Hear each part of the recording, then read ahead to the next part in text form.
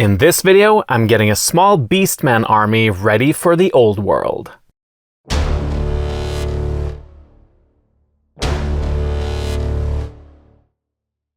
Hi all, and welcome to the cabin. Games Workshop is about to release the Beastmen for Warhammer the Old World, so I decided to prep my models and get a small army ready for war. I remember when White Dwarf 284 came out in August 2003. That cover art by Paul Dainton looked absolutely amazing. And on the back you could see the newly designed plastic miniatures by Alex Hedström. It was the first Warhammer Fantasy army that caught my attention after having been into 40k for a few years. And I ended up painting a few Gores and Ungores back then. Flash forward to a handful of years ago and I once again became interested in the Beasts of Chaos, when the DLC for Vermintide 2 came out. I painted a Gore, a Bulgor, and some old Pestigores here on the channel and used round bases for my army since that's what they had in Age of Sigmar and Warcry. About a year ago in April 2024, Games Workshop announced that the Beasts of Chaos would leave Age of Sigmar, and the range has been unavailable since then. Well, now they're back, with a new Arcane Journal set in their primordial hunting grounds of the old world. I must admit that I prefer their original lore from Warhammer Fantasy compared to Age of Sigmar, so I'm fine with them being transferred back to this setting. Let's take a look at my painted collection so far. It's a small force consisting of a bray-shaman and a beastlord, 3 minotaurs, 4 gores, 10 ungores with command, a bestigore destroyer and a slangor fiendblood, 13 pestigores with command, sculpted by Ali Morrison, 3 old beastmen of Nurgle, sculpted by Bob Ollie from the Realm of Chaos days, and 3 Mordheim possessed beastmen by Mark Bedford. I've basically painted various miniatures that I like without much planning for an army. In order to play these in the old world, I'm going to need square bases.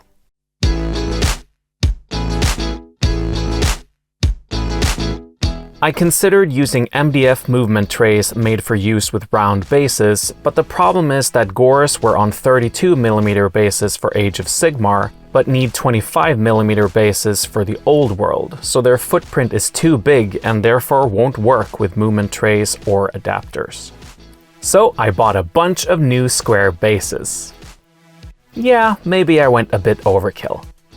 I also have some old bases with slots that I can use with metal models that have tabs. I figured if I'm going to rebase my miniatures, I might as well prep a larger number of bases at the same time in preparation for expanding the army. I'm still pretty happy with how I did my old bases, so I'm sticking to pretty much the same recipe that I showed in the Gore video. After making sure all the edges were clean with a bit of filing and sponging, I attached them to an old cutting mat with some double-sided tape. This made it easier to undercoat them, and I used Chaos Black for this. First of all, I used PVA glue to attach a few pieces of pine bark randomly, which you can get in pet shops or find in nature. Next up, I took some coconut fiber and ground it up into a rough powder. It's intended for use as soil for plants, and IKEA used to carry it, but nowadays you could probably find it in a plant shop or similar. What's nice is that this fiber provides a variety of shapes and sizes and really looks like a miniature version of a forest floor, even replicating small roots and twigs. To add even more texture, I selectively glued on some natural leaf litter from Green Stuff World. I believe these are seed pods from trees, so you could gather these in nature as well. So far, the whole base is made from natural materials, which is pretty cool.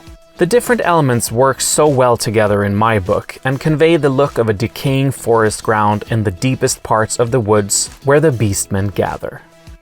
After the leaves, I used some burnt umber and burnt sienna pigments and mixed them together with a brush. To seal everything, I used matte varnish applied through my airbrush. I chose matte to keep the dry look of these elements and mute the pigments slightly. At this point, I used an old hobby clipper to cut away any fibers that were sticking out on the sides. I also wanted a few live plants, so I used super glue to add highland tufts and lowland shrubs from Army Painter. Previously, I also had some white flowers, but I skipped those this time. Now it was time to glue on the miniatures. I used a pin vise and some 1mm brass rods to pin them in place with super glue.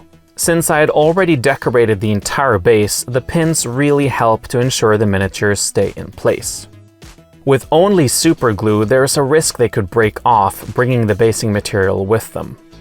All that was left to do after that was to paint the base rims with Abaddon Black. It's really nice to have a whole box full of finished bases in various sizes, and it will save me time for every new model I add to the army.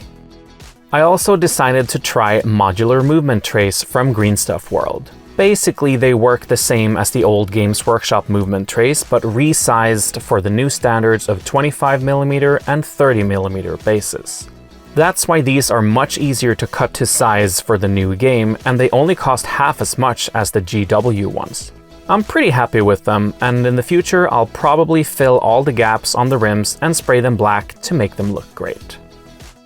Eagle-eyed viewers might have noticed that I didn't rebase the Pestigores. Well, I actually decided to strip the paint from these, as I was never really happy with the quality of the speed painting recipe I used. They're not bad, but I don't think they match the rest of the army. So I'll figure out a new color scheme for them in the future.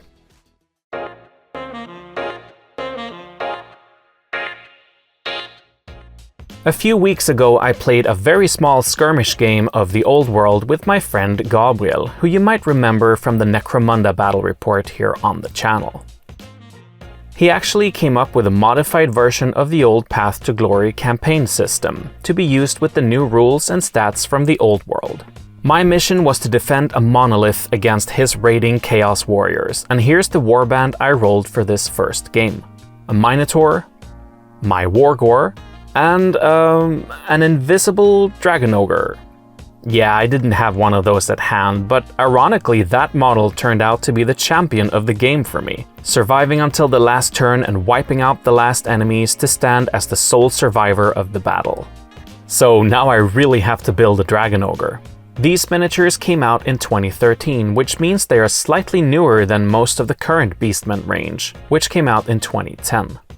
The Dragon Ogres are sculpted by Alex Hedström, who also sculpted the Shaggoth 10 years earlier. I really like his work, and I think this kit has a nice amount of detail while not feeling over-designed or too busy. I used some sprue goo to fill the gaps, and if you want to know more about that, we've made a separate video about it, linked on screen now. I spent some extra time to really hide all the seams, and I'm quite happy with how it came out. I painted the Dragon Ogre mostly the same way as the rest of the army, but I needed to come up with a new recipe for the dragon hide. I started with a base coat of Lauren Forest, which is a really nice desaturated green that almost moves towards the brown spectrum, so it fits well with the rest of my colors. Where the skin meets the dragon hide, I blended the two colors together by applying a fresh layer of each with a separate brush, and then using a third, slightly dampened brush, I mixed them together to create a transition.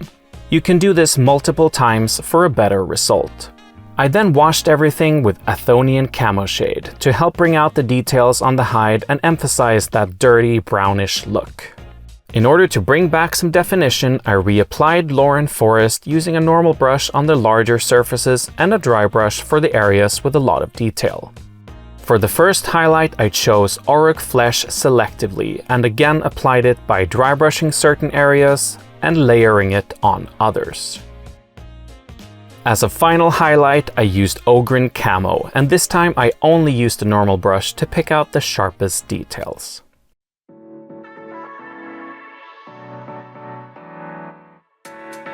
And with that, my previously invisible Dragon Ogre is now ready for all to see and tremble at his might.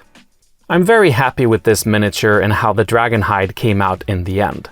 It feels great to add him to my small warband, which now all have correct bases. This project will probably be a slow build, partly based on what I roll in Path to Glory and what I want to add for the larger army to be used in the Old World. Well, that's it for today. Thank you so much for watching. Please consider giving the video a like and subscribing to the channel so you don't miss out on future content. A special thank you to Arnold over on Patreon. And if you want to go that extra mile and get some nice perks while helping us out, all our links are in the description below. We'll see you next time. Good luck with your miniatures.